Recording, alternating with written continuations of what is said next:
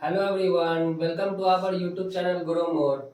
तो आज हम लोग कुछ इम्पोर्टेंट ऑब्जेक्टिव क्वेश्चन को डिस्कस करेंगे जो मैट्रिक 2022 परीक्षा के लिए बहुत इम्पोर्टेंट हो सकते हैं। तो आइए देखते हैं। इससे पहले अगर आप लोग मेरा पार्ट 1 वीडियो नहीं देखे हैं तो उसको अवश्य देख लें। ये पार्ट 2 है। तो देखिए, इसमें पहला क्वेश्चन है कि क्लोरोफिल वर्णक का रंग है, कैसा रंग होता है? क्लोरोफिल वर्णक आपको पता है कि हरा रंग होता है। क्लोरोफिल वर्णक का कैसा रंग होता है? हरा होता है। क्लोरोफिल के कारण ही पत्तियों का हरा रंग होता है, आपको पता होगा। और मैं ये भी बता चुका था कि क्लोरोफिल कहाँ पाए जाते हैं? पत्तियों पाए जाते हैं। तो आपसे ये भी क्वेश्चन पूछ सकता है कि क्लोरोफिल जो है, ये क्लोरोफिल जो है ये कहाँ पाया जाता है? तो हम क्या कहेंगे? पत्तियों में पाया जाता है। ड्यू टू क्लोरोफिल लीफ का कलर कैसा होता है? ग्रीन होता है। ठीक है। और इससे एक क्वेश्चन और बनता है कि क्लोरोफिल का क्या काम है? तो एक तो काम है क्लोरोफिल का कि ये पत्तियों को हरा रंग देता है, और दूसरा काम है इसका कि ये सूर्य से आने वाली सौर ऊर्जा को अवशोषित करता है, यानी कि सनलाइट को ट्रैप करने का काम करता है। ठीक है। तो अब हम लोग दूसरे क्वेश्चन की तरफ चलेंगे। दूसरा सवाल है कि पाचन की क्रिया पूर्ण होती है। पाचन की क्रिया पूर्ण होती है मतलब हमारे शरीर में जो भोजन का पाचन होता है वो कंप्लीट कहाँ होता है? ठीक है। तो वो पूरी तरह से कंप्लीट कहाँ होता है? तो इसका राइट आंसर है छोटी आंत, स्मॉल इंटेस्टाइन में डाइजेशन का प्रोसेस क्या होता है? कंप्लीट हो जाता है। अब इससे एक और सवाल आता है कि छोटी आंत में, छोटी आंत कह रहा हूं, सॉरी, यानी कि डाइजेशन का जो प्रोसेस है, पाचन का जो प्रक्रिया है, ये शुरू कहाँ होता है? छोटी आंत में तो कंप्लीट होता है, तो शुरू कहाँ होता है? तो आपका आंसर होगा माउथ में, मुख में ही भोजन का पाचन शुरू हो जाता है। ठीक है। और कंप्लीट कहाँ होता है? छोटी आंत पे। तो इससे 2 एमसीक्यूज बनेंगे।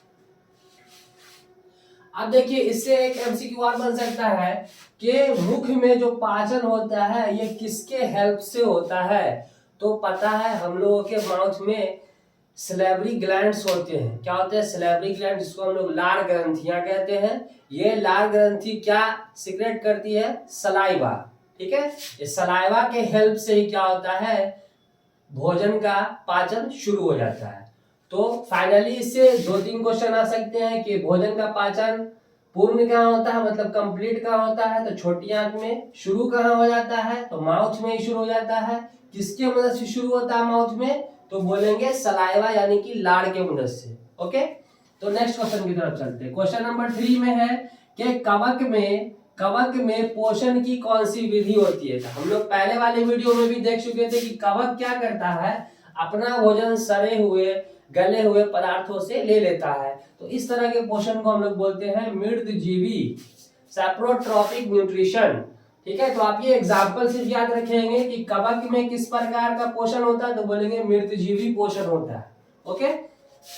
नेक्स्ट क्वेश्चन की तरफ चलते हैं कि मानव शरीर की सबसे बड़ी ग्रंथि कौन सी है? देखिए, ये बहुत इंपॉर्टेंट क्वेश्चन है, बहुत इंपॉर्टेंट क्वेश्चन है कि मानव शरीर की सबसे बड़ी ग्रंथि, सबसे बड़ा ग्लैंड कौन है? तो इसका आंसर होगा यकृत, जिसको हम लोग लीवर बोलते हैं। ठीक है।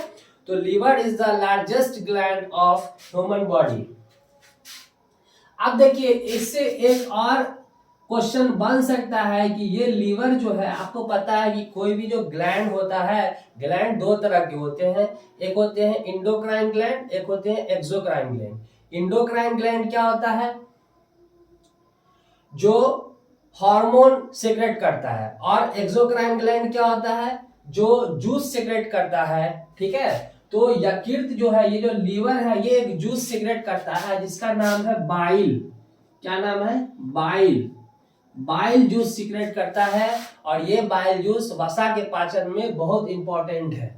ठीक है। तो आप याद रखेंगे कि लीवर से कौन सा चीज सीक्रेट होता है, कौन सा जूस सीक्रेट होता है? तो बोलेंगे बाइल जूस सीक्रेट होता है, जो क्या करता है? फैट को पचाने का काम करता है। ओके। तो हम लोग अपने 5th क्वेश्चन की तरफ चलते हैं कि मनुष्य के मुख गुहा में कितने जोड़े लार ग्रंथियां होती है।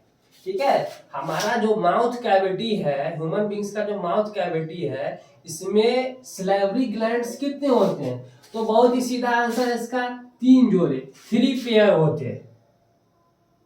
ओके, और आपको पता है कि ये जो लार ग्रंथियां क्या छोड़ती है? लार छोड़ती है। ठीक है, ये आपको लार छोड़ती है। ठीक है, जिसको हम लोग सलाइवा बोलते हैं। क्या बोलते हैं? सलाइवा। सलाइवा में एक एंजाइम होता है जिसको हम लोग कहते हैं सलाइवरी एमाइलेज। ये सलाइवरी एमाइलेज क्या करता है? स्टार्च को शुगर में चेंज करता है। इसको चेंज करता है सलाइवरी एमाइलेज। ये जो लार है ये क्या किसको चेंज करेगा? स्टार्च को चेंज कर देगा किसमें? शुगर में। शुगर में चेंज कर देगा। तो ये आपको याद होना चाहिए। एक चीज आप और याद रखेंगे कि हमारे माउथ में जो डाइजेशन शुरू होता है उसमें सारे चीज नहीं पचते हैं, सिर्फ और सिर्फ स्टार्च को ही डाइजेस्ट किया जाता है। बाकी सारे चीज जो है स्टमक में जाकर डाइजेस्ट होना स्टार्ट होंगे। ठीक है, तो आपको यहाँ से 2 क्वेश्चन आ सकता है। सबसे पहला कि लार ग्रंथि की संख्या कितनी होती है? 3 जोड़े होती है।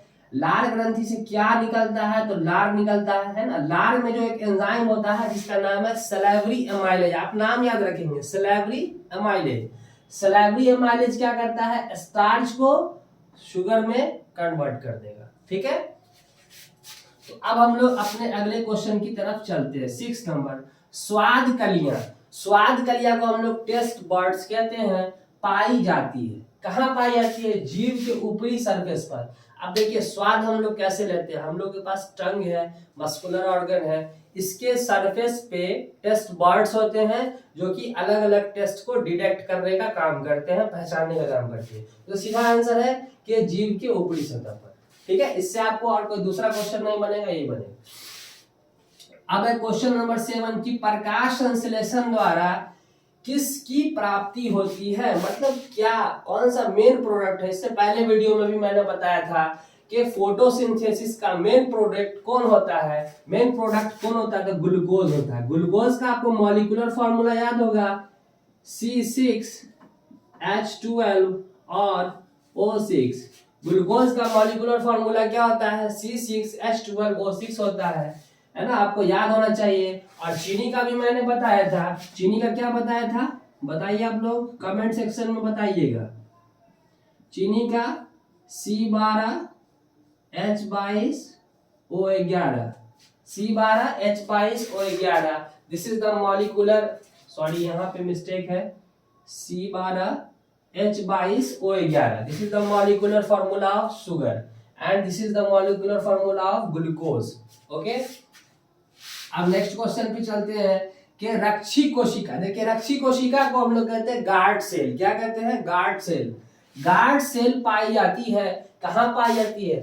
पत्तियों में पाई जाती है। आपके एनसीईआरटी बुक में एक पिक्चर दिया हुआ है, डायग्राम दिया हुआ है, कुछ इस तरह का डायग्राम होगा,